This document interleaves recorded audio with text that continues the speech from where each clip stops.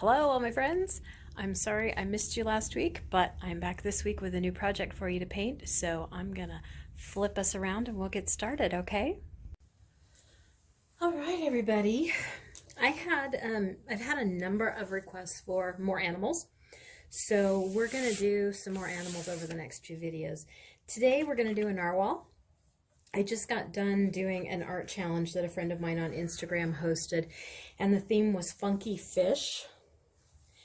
And we had more fun creating some really weird and wacky fish. So I thought we would stick with kind of the underwater theme, and we'll do a narwhal today, because if that's not funky, I don't know what is. So this is the project we're going to do. Something similar to this. It may not be exactly the same. So to start us off for our supplies, I'm going to use a piece of 9x12 acrylic paper. Yes, I watercolor on acrylic paper. I prefer it because it's a little bit heavier, so it doesn't warp as badly, and it has a nice linen texture to it that I like. So that's my choice to paint on.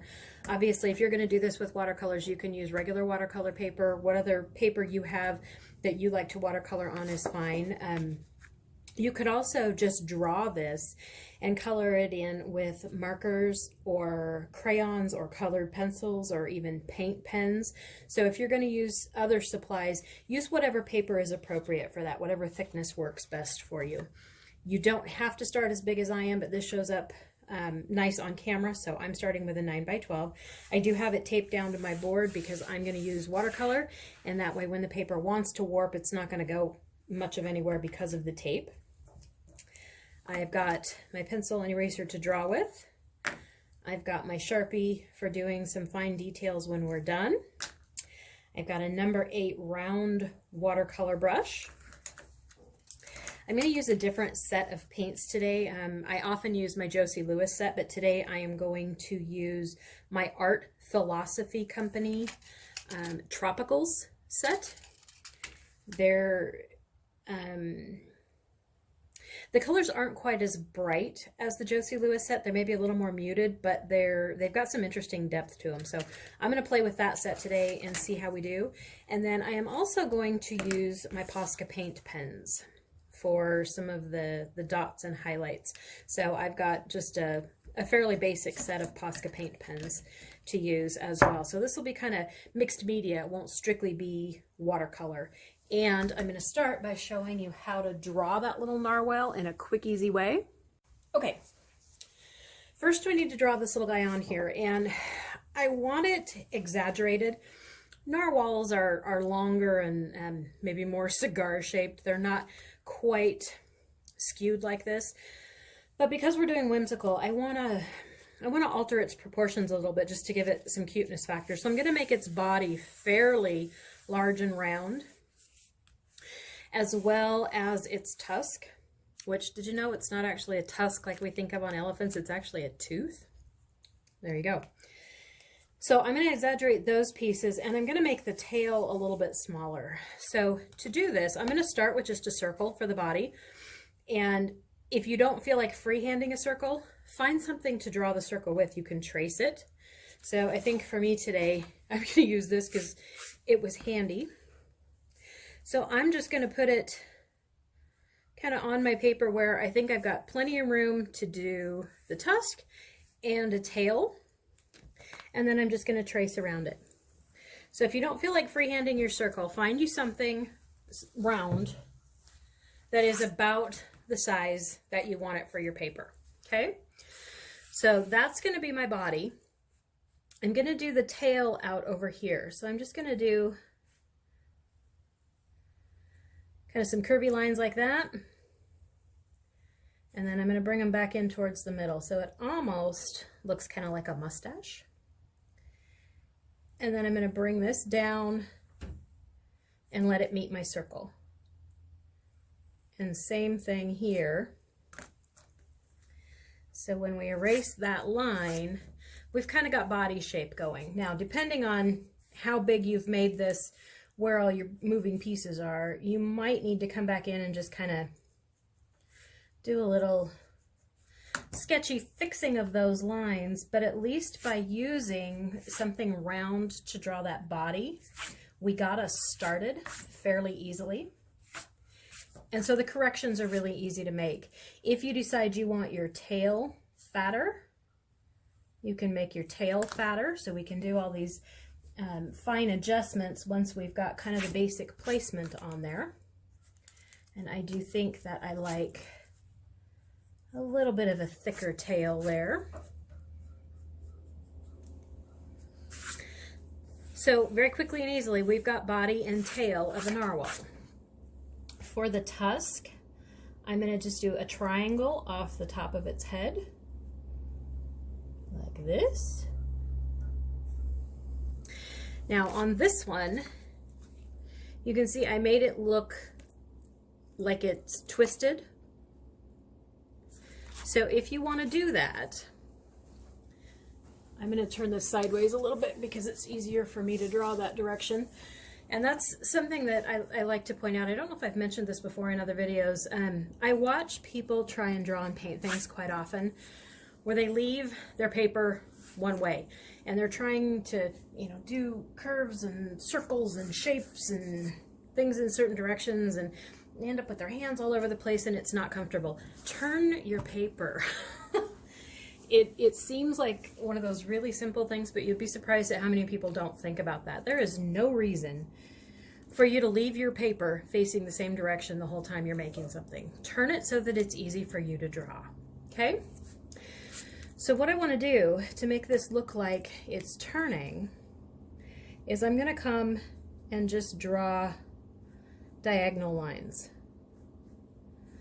all the way up to the tip of my tusk. And then I'm going to come round off the corners. I'm just rounding off those edges.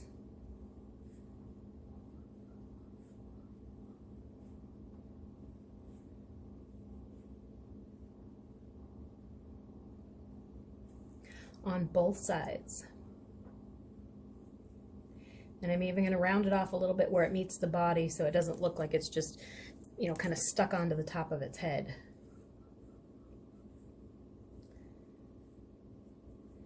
Round off all those corners. And that rounding off is what's going to give you a little bit of depth and shape to that tusk. So now if you look at this, hopefully you can see this okay. You can see what rounding off those corners did. It took the hardness out of that triangle and made it look more like a tusk that's kind of turning. Okay? The other thing I want to do is give it a mouth. So right in here somewhere, I'm going to give it just a little smiling mouth. And I'm going to bring it out past my circle just a little bit. And then bring it back. So again, we're just giving it a little bit of dimension, a little bit of shape, and I'm going to do the same thing with this bottom lip. I'm going to pull it out to match the top lip and then just run it back into the body. So we're not strictly adhering to that circle shape. That just gave us a place to start. Okay. And we're going to give it an eye somewhere right in there. And then up here at the top, we will have a blowhole. So that's where we're going to start with our little narwhal. Hopefully you can all see the pencil on camera okay. Now normally I would tell you erase your pencil lines because you don't want to paint over them, because you can't erase them after you paint over them. I'm not really going to worry about it today because I am going to come back and outline this in black, so I'm going to be able to cover up a good bit of that. So I would say just erase your lines so that they're just very faintly showing wherever you've got really dark lines. I am not going to worry too much about erasing the straight parts on my tusk because I'm going to paint within the curved parts. Hopefully, if I do this neatly, I'm not going to paint over the straight part, so I can come back and erase that part later. If you want to do it now, certainly you could just run down there with your eraser real lightly so that you can still see your curved lines and where the contour of that tusk is. Okay? So with that, we are going to start painting. Okay, so we're going to start painting our narwhals. What color do you want your narwhal? Do you know what color they normally are? They're normally kind of gray, maybe a little bit brown, a little bit of white, and the tusks are kind of an ivory color. But you know me, normal colors aren't going to do. So I'm going to paint my narwhal kind of maybe a little bit tie-dyed, maybe some blues and pinks and purples. And I'm going to do the tusk in yellow and use orange for a highlight. So I'm going to start with my tusk with the yellow because that's the lightest color I'm using. And I don't want my water to get too contaminated. So here's what we're going to do. I'm going to get the yellow in my palette wet. And I'm not putting water on my paper first. I'm just going to grab some of this and spread it out along the length of my tusk. And I am paying attention to my curves. So where you've curved those lines, follow the curve, not the straight edge. Because that's what gives us dimensionality to that tusk. So I'm just going to run that paint, following the curves all the way to the tip of my tusk.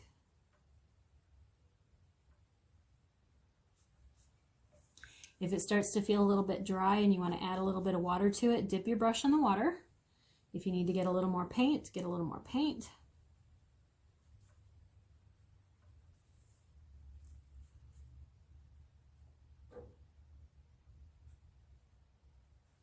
And I would like to keep this a little bit wet while I'm painting. So like I said, if it starts to feel like it's drying out, dip your brush in the water, come back with a little more paint if you need to, and let's keep that whole thing damp while we're working because I want to add some highlights to it. So I'm going to clean off my brush and I'm going to come into my orange. And I'm just putting a little bit of orange on the tip of my brush. You don't need a whole lot. And I'm just going to kind of dot it here and there on the edges and right up at the tip. Because what I want to do is have some darker edges and lighter middles. I'm going to clean my brush off and then I'm going to come back and just kind of pull that orange around a little bit so it doesn't look quite like dots. So I'm just pulling it around to run it right along the edges. Because this is all still wet, it's going to kind of diffuse into the yellow a little bit. So it should not leave you with really sharp orange edges. And I'm just using a clean, wet paintbrush to kind of pull that orange around a little bit. If you want to pull it down into the middle a little bit, like on the lines that you drew, you can do that. And we're just kind of letting it diffuse out a little bit so that we don't have hard, sharp lines when we're done. Okay? Now I'm going to clean off my brush. And I'm going to hit this with a blow dryer real quick because I'm going to come back with my body colors and I don't want them to run together right here. So if you've got a blow dryer handy, pause the video here and go hit that with a blow dryer until that tusk is dry. If you don't have a blow dryer, set this aside for 5 or 10 minutes and let that dry a little bit because I don't want wet paint edges running up against each other here or it's all going to bleed into my tusk and my tusk is going to bleed back into my body and it's going to look kind of funny. So pause here and go blow dry your tusk. Okay, tusk is dry, and if you notice, when we first put that orange paint on there, it looked really kind of harsh, and I don't know about you guys, but sometimes when I do that, I'll add a highlight color or a shadow color, and it looks really harsh against what I've got there, and I have that momentary, oh, what have I just done? But remember that watercolors dry lighter than they look when they're wet. So even though that orange looked kind of harsh, you can see that by using the wet paintbrush, clean paintbrush, to kind of pull it around and move it around a little bit, it blended into that yellow nicely and it doesn't look near as harsh. So we have just some nice definition on that tusk. That orange gave it a little bit of dimensionality. So we look like we've got, you know, kind of a curved shape to it. Alrighty, for my little whale, I think I want my little whale to be purple and pink and blue. So I'm just getting those colors a little bit wet. I think I'm going to use this blue because it's called Ocean. That's appropriate for what we're doing. And then I'm going to use this Sunset Pink. So I'm just getting those wet to start getting them loosened up a little bit. I am not going to put water on my whale to start with either. Sometimes I do, sometimes I don't, just depends on what I'm doing.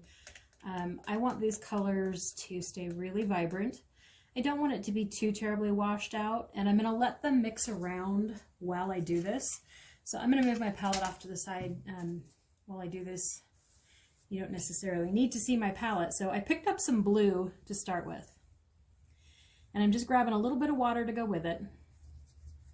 And I'm just going to kind of put some blue on there. And then I'm going to come back with some pink and run it into the blue. And just let these colors kind of mix and mingle around a little bit. If it feels like your edges are getting a little bit dry, you can always dip your brush in water and come back and put just a little bit of plain water on it. Now I've grabbed some purple. And I'm going to let the purple go all the way to the edge of the body.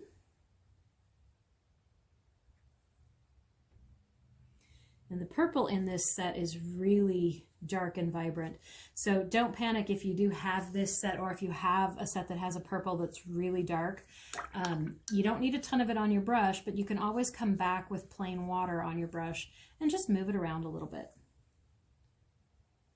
The water is going to dilute it some, so it will inevitably lighten up a bit. Now I'm noticing that my pink's getting a little washed out, so I'm going to come back with more pink. And I'm just kind of splopping it around, moving it around with my brush. I'm not doing anything terribly complicated or hard with it. Like I said, I want my narwhal to kind of look tie-dyed. So I'm just moving the colors around.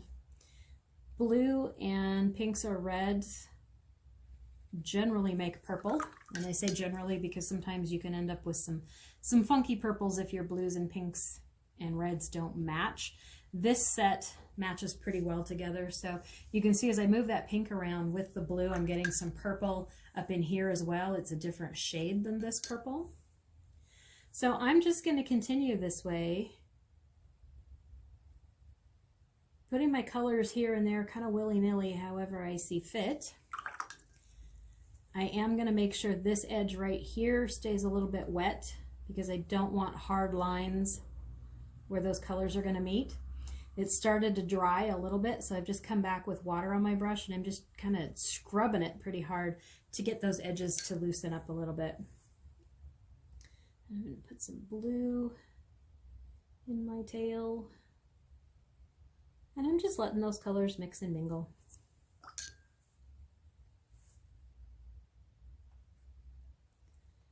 And this is the beauty of watercolor, that when you do this, you don't always know what you're going to get.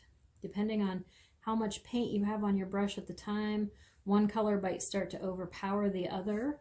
But if you go into it with the idea that I'm just playing with these colors and letting them run together and see what I get, it's really okay. There's nothing wrong with a little experimenting and see what you get. Okay, there we go. I think that is my narwhal. So pause the video here again and let's go hit this with a blow dryer so we're good and dry, because we're going to come back and add some details with the pen, but we need it to be good and dry before we put the pen on it. So pause here, go blow dry your whale.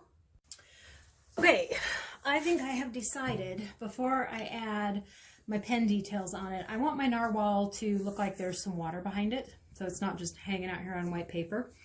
So what I'm going to do real quick is take my eraser and go through and erase anywhere I have pencil lines that I have not painted over. So particularly right here around this tusk where the straight parts of those triangle lines were. I'm going to erase those. Do erase carefully because an eraser can pull off watercolor paint a little bit. It can also smear it if it's not quite dry. So just be careful while you're erasing. And I'm just getting rid of anywhere I have a little pencil line showing that I have not painted over. Fortunately, the colors I've used for my whale body are dark enough I can't see any of my pencil lines. If you have made your whale a lighter color and you can see your pencil lines through, we're going to come back and outline this with black so it'll be okay. But what I want to do first is give it a little bit of a, like it's got an ocean look behind it. So I'm going to use a lighter blue. You can use whatever blue you choose to from your palette. I'm just getting this good and soupy wet because I want it to be really inky. I don't want this to be too terribly bright and vibrant. And I'm going to put a little bit on the paper and then I'm going to go back and just dip my brush in the water so that I can just kind of smear it around. I'm leaving some white spaces here and there because I don't want it to be a solid background. I want it to have a little bit of dimension. I'm going to leave it darker in some spots than others. Be careful where you meet up against your whale body because if you get the water over those lines, you can re-wet what you've already painted and it can cause them to smear together. So you can certainly go right up against it. Just do it carefully. And I'm just going back, like I said, dipping my brush in plain water here and there. And just kind of smearing this blue around. I'm not being too terribly careful about it. I want it to have a little bit of a mottled look because water is not the same solid blue. It has dark spots and light spots, and that's what I'm going for here. So continue doing this all the way around your whale. Leave it a little darker in some spots, a little lighter in some spots.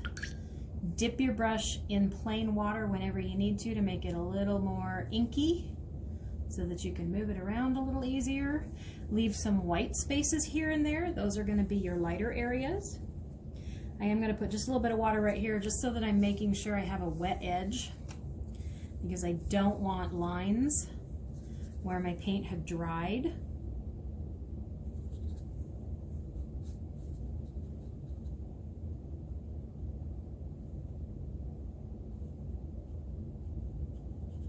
I'm just going to continue this all the way around. If you feel comfortable using a little bit bigger brush to do this part, certainly you can get a bigger brush. I'm just using the same one I had because I'm lazy sometimes. But there is no reason you couldn't get a bigger brush to do this with if that makes you more comfortable. And again, if it feels more comfortable to paint turning your paper, turn your paper.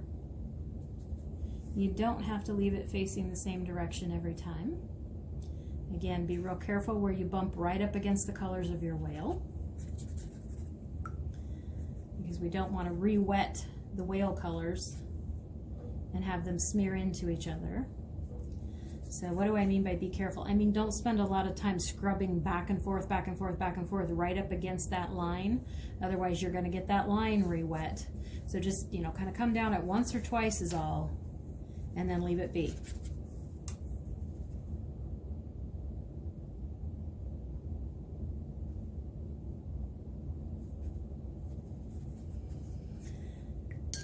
And then once you get that done, kind of take a look if you want to add some more in some spots to give some more darker shadowy spots. Just add a little bit more dark back in here and there. Just kind of keep swapping it around. So if you saw that, I just dripped some on my whale real quick before it could do any damage. I just wiped it off with my finger. If you let it sit there for very long, it's going to re-wet that paint and then there will be a spot there. But if you can hit it quick enough, because that paint is still wet, you can often just real gently wipe it off. I am notorious for dripping paint all over the place. So there we go. We have water around our little narwhal now. So again, we're going to come back with black details with a pen, so we need this to be dry. So pause here, go blow dry this and come back. Okay, we're back and we're dry. This is my favorite point in a painting, always. This is that hot mess point where you look at it and go, ooh, I don't know. Have I just created a mess? And the reason I love this point so much is because this takes a little bit of faith right here to trust that your vision is going to turn into something not yucky. So at this point, with everything good and dry, hopefully, again, if you need to test it, you can just, don't wipe your hand this way, because if it's not dry, you'll smear it, but just pat your hand on it, pick it up and look. Are you coming away with any paint? Nope. Everything feels dry, then we're good to go. So at this point, the first thing we're going to do is completely outline this little narwhal in black. So I'm going to speed up the video here because you don't need to watch me do this in real time. I'm just going to take my black Sharpie and I'm going to outline the entire narwhal. So you do the same thing on yours. So for some reason, my hyperlapse didn't film. So you don't get to see the fast version of this, but I do have my little whale completely outlined in black. Hopefully you do as well. I did come in and do the mouth where we had put the line for the mouth. So I'm going to add a few more black highlights on here, and then we're going to use the paint pens to do some additional highlighting. Where I marked the eye, I'm going to give it a little eye, and then I'm going to come in and just lightly make swipes with my pen and give it some eyelashes all along that eye line. Up here at the top where the blowhole is, I'm going to make a little curve because we need that. And down here on the tail, I'm just going to make two little swipes, one up each side, to give us a little bit of definition on the tail. Now, at the top where the blowhole is, I'm going to put just a few lines like it's blowing out of the top of its blowhole. Okay? And then they do have little fins, so I'm going to come down here and give it a little fin line. So with that done, I'm going to come back with my paint pens. These, I believe, are medium points, and I've got a variety of colors. Not sure why I have a bunch of black ones. I've got a variety of colors of these, and these are pens that have a felt tip, and you actually have to push down on the tip for the paint to dispense. So if you're going to use these, use them carefully. I would say don't push them down to get the paint to dispense on your painting. Have a separate piece of paper off to the side to do that, because what can happen with these, let me just grab this sample and I'll show you. You have to push down on that tip to get the paint to come out. If the tip's already wet, you know, you can just make dots with it and it's fine. But if you're needing more paint, if you hold that down, you can get, I don't know if you can see on this one, it's starting to drip down that tip. You can get these great big huge blobs, and this one doesn't want to do it, which is good because I don't want it to. But my white one is notorious for this. If I hold that tip down for just a second, it makes this big splop of paint on whatever I'm holding it down on. So I don't generally hold the tip down to get the paint in the tip on my actual painting. I'll do that on another piece of paper off to the side, so that when I come here, then I can just do little dots. And that's all I'm going to do up here by the blowhole, is just make little dots all over the place. And I'm going to use all of my pens. This paper here. And I'm just randomly going to put these dots, because I like to think of my little narwhal blowing confetti. Because that's fun, right? So I'm just putting these little dots all over the place. I'm using all of my pens, so I have all kinds of different colors, because confetti is all different colors. You can make some of them bigger if you want to.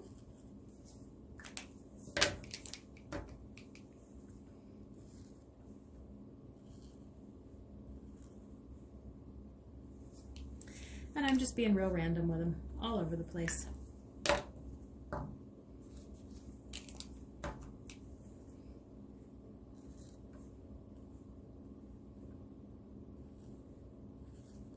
There we go.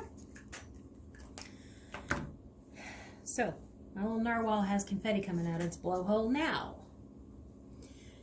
Do we want it to be a party narwhal? Do we want it to have more confetti? That's what I did on this one.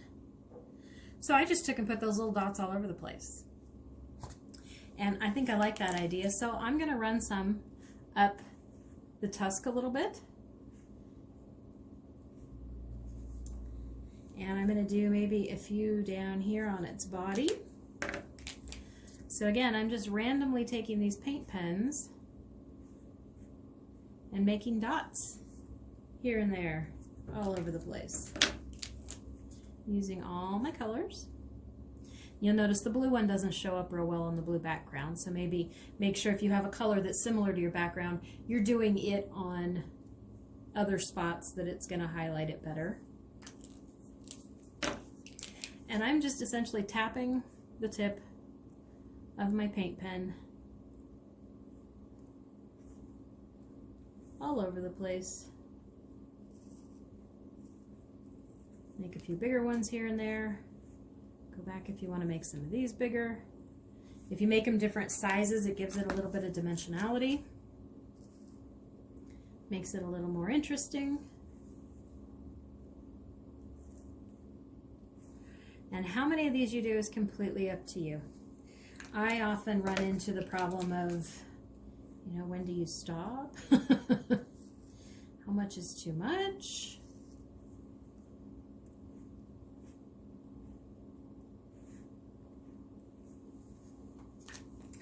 So I've got some more little dots, and you just keep going with this until you feel like it's done. I think I want to come put maybe some off the tail back here, and I think I'm going to make these kind of like a little stream of dots off the tail.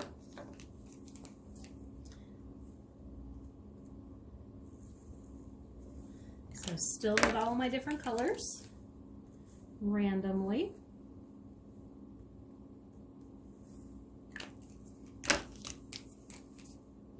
And I love paint pens for this because they're really easy to use. These are acrylic paint, so they stay nice and vibrant. You could do the same thing with watercolor. The problem with doing this with watercolor is that watercolor is semi-transparent and these are not. Being semi-transparent, you're going to see whatever's behind it. So if I tried to come in with like a yellow over the top of this blue to make yellow dots, you're going to see some of that blue through, and it's going to look almost green in certain spots. You're going to see all the lines behind it, and in this case I don't want that. I want these dots to stand out by themselves as they are. So coming back over the top with something like an acrylic paint pen works really well because these aren't transparent at all. You can't see through these, so you can't see any of the background showing through, so the colors stay true. Okay, so I've got all my dots on my little narwhal. From here you get to decide if you're happy with the way it is, if you want to embellish it up a little bit more, if you want to give it some friends to swim with it. You get to decide what you're going to do with it from this point on. All right, I think on my little narwhal I want to put some coral down here at the bottom. So he looks like maybe he's down swimming towards the ocean floor. So I'm going to put a few things down here that are supposed to be coral. They don't have to be an exact representation of coral because this whole thing is whimsical. You have a little bit of creative license with what these look like. And certainly if you don't feel like doing it on your drawing in pen because you're maybe not confident in what you're going to do to start with, do it in pencil lightly. Then you can go over it with pen, and if there's anything you don't like, if you've done it lightly with pencil, you can erase it if you don't like it. Remember, it's hard to erase pencil after you've painted over it, but if you put the pencil on top of the paint, you can erase it fairly easily. I love these Pentel high polymer white erasers because they are extremely effective, but they're also really easy to be light with. You can do it very lightly, and they still work well without lifting the paint. I'm gonna be bold and just go for it. So I'm gonna put some tube corals down here.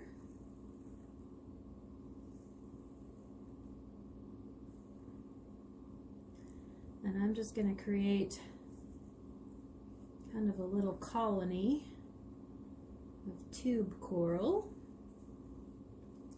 Maybe we'll put one more going off the edge. And then these sometimes just have little holes, places in them where little critters can hide. So I'm just going to mark up the surface of them randomly.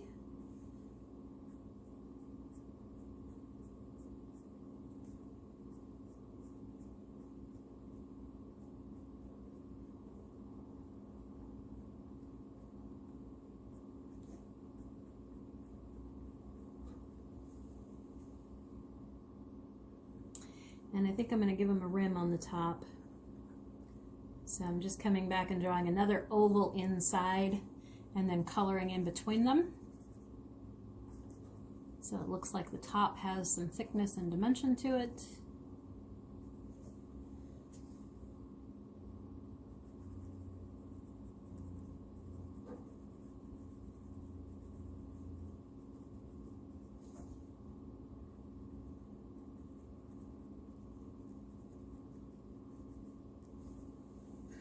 And then over here, I'm going to do just a big kind of spongy looking coral.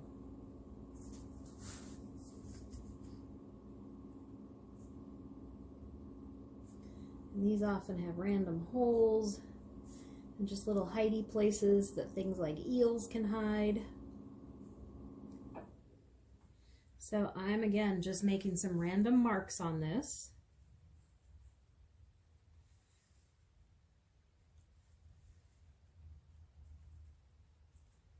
To make it look a little bit like what I think the coral should look like. Again, we're not going for realistic representation here. So you've got some creative license on this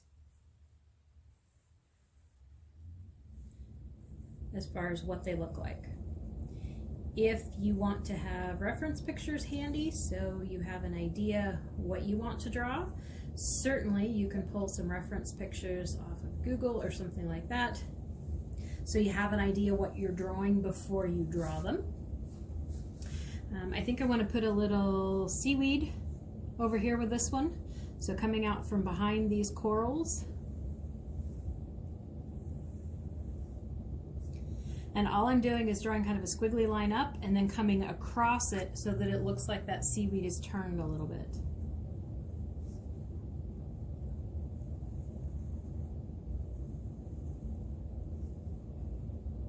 And you do however many of those you think you want. You can even make them cross each other.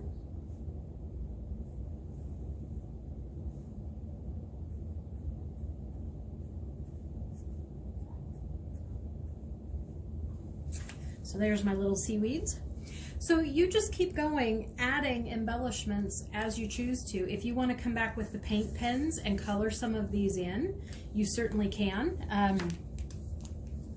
If I want my seaweed to be green, I can come back with my green paint pen and color those in. Because we're working on top of watercolor, you could even do this with markers over the top if you wanted to. If you don't have paint pens, markers will work just as well for something like this.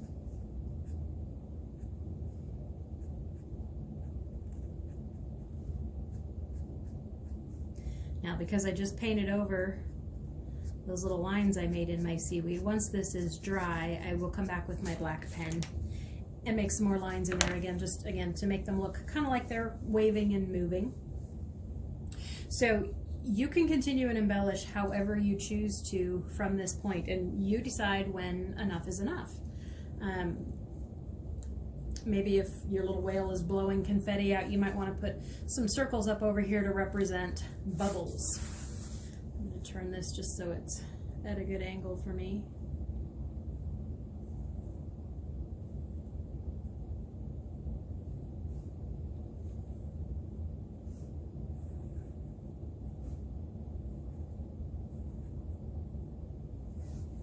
So my little whale's got some bubbles going. And you would just continue until you feel like it's done. There is no right stopping spot. It's completely up to you. If you like kind of busy doodly looks like I do, you just keep going until you're happy with it. If you like something more minimalistic, maybe you just leave the narwhal without any of the rest of this stuff, and that is completely fine as well. Like I said, there is no necessarily right or wrong with this. So you just keep going at it until you feel like you're done. Okay? And that is all I have for you on this one today. So thank you for watching. I do have some more animals coming. I'm working on a mouse and a rabbit and one more that I can't remember at the moment. So we'll have those for you in the future. And if you're enjoying these, I would love for you to subscribe to the channel so that you get notified every time a new one comes up. Like them, comment on them, let me know how you do with them. I do read and answer all of the comments on these videos. If you do try it, I'd love to hear how you did with it. And if you want to follow along for more of my art adventures, you can find me on Instagram. And I also pin a lot of ideas on my Pinterest. I'm at Painted Willow Art on both of them. And with that, I will let you go. Thanks for watching, everybody.